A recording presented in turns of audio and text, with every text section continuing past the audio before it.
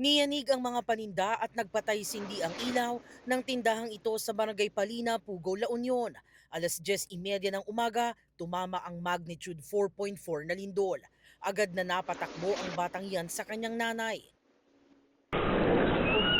Nabalot din ng takot ang ilang residente sa Barangay Poblacion West dahil sa pagyanig.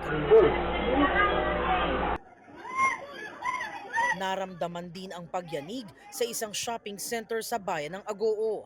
Napakaripas ng takbo ang mga tao roon.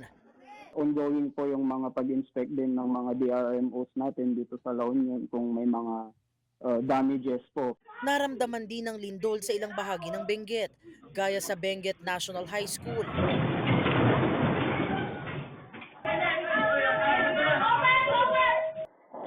Sa Dominican Hill Mirador, Baguio City, nakuhanan ng pagbagsak ng ilang gamit sa loob ng isang bahay. Napalabas din ang estudyante ng San Vicente Elementary School.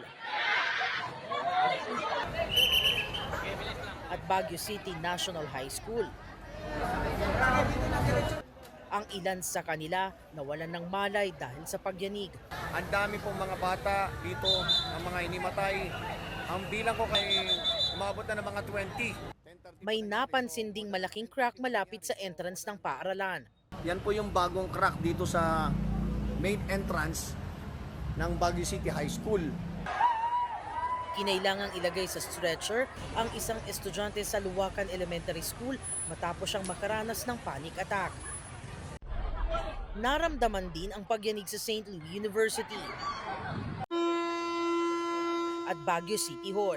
Maging kalmado at sundin po natin ang ating drill, yung duck, cover and hold. Nag-ikot na rin ang mga otoridad sa lungsod para mag-inspeksyon.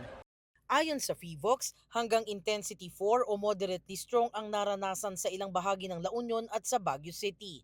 23 kilometers ang lalim ng pinagmulan ng pagyanig. Ito pong lindol na nangyari sa may La Union, ito po ay tectonic yung origin. Inland po ito na nasa may La Union, meron po tayong active fault na gumalaw, nag-generate po dyan. Paalala ng FIVOX, dapat laging alerto at handa ang publiko.